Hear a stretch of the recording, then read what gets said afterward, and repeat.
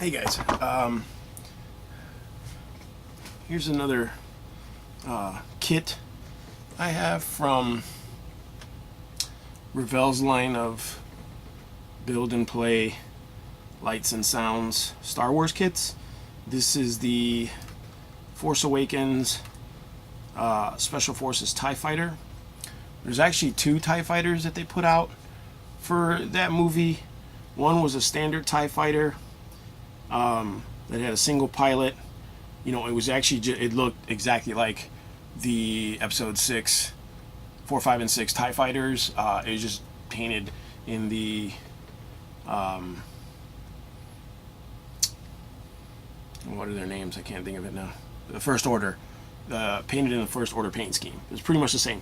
But then they had the Special Forces one, which had these little cooling rings here or something, like radiator rings, you know, keep the thing cool. And they also had two seats, which I found weird, but whatever. It was one for the pilot and one for the gunner, because apparently they had drop-down gun that would shoot, shoot backwards, as they showed in the movie. Finn was shooting missiles that were tracking them.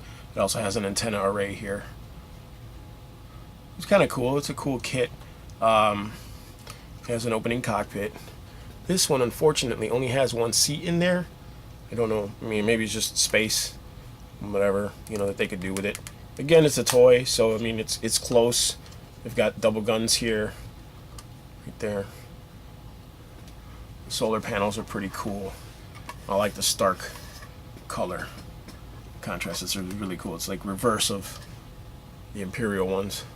It's got the two ion engines there rather than the single one in the back. So that's kind of cool. So they're faster, supposedly. And I think Poe comments on how fast they are and how maneuverable. This one also comes with lights and sounds. I think it's got like 3 sounds.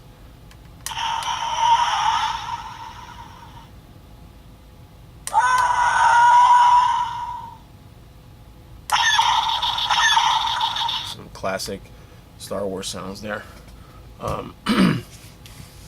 Pretty cool kit. Went together fairly easy, just like the others.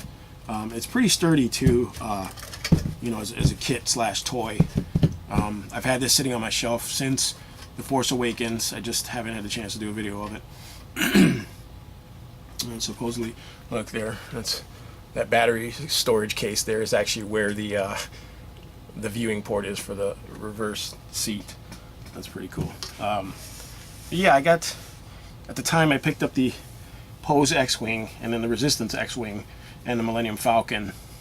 I think I got one of the X-Wings first, and I realized like right away, I was like, man, they're really well done. It's like a bridge between an actual full-on highly detailed model kit and a toy. But not a giant toy with a figure that doesn't fit. Most of the Star Wars toys, they all suffer from that thing. Most toys, G.I. Joe, Star Wars, anything that had an action figure that went inside a vehicle suffer from that thing where, to fit a 3.5 or 3.75 action figure in it, you have to cut some corners. And like, for example, Star Wars TIE Fighters came with tiny, tiny, tiny wings, because they had to, it just is what it was at the time. The pod was normal size. The guy could fit in the pod, but the wings were little baby wings. And I think that they fixed it at one point. I actually picked up from Target a while back at the Star Wars convention. They made an exclusive for Target that had actual full-size wings. And it's a big difference when you look at the two, like the old one and the Target one. There's a huge difference in size and everything. Pod's still the same, but the wings were huge. So I like that this has got a good scale to it. It's got a good size, value to it. It doesn't look like they made the wings smaller just to fit it in a box or something. Actually, the panels are really big, like they should be. Although this pod is bigger than a standard TIE Fighter pod because it's got 2 seats, got 2 engines, multiple guns, drop-down guns. So, it's different. It's still cool nonetheless. So, like I said, I picked up a bunch of them, and I've been picking up those kits ever since. Not to say I like the movies per se, but you know, that's a whole different discussion. But the kits themselves, I've always been a fan of Star Wars movies. I've always been a fan of the toys, the model kits, things like that. So I've always picked them up. But yeah, that's the Star Wars or Revell Star Wars Force Awakens First Order Special Forces TIE Fighter. Easy build, lights and sound kit. That is a lot to say for this kit. That is a lot to say. Oh, I forgot. The top actually lights up too. That's pretty cool.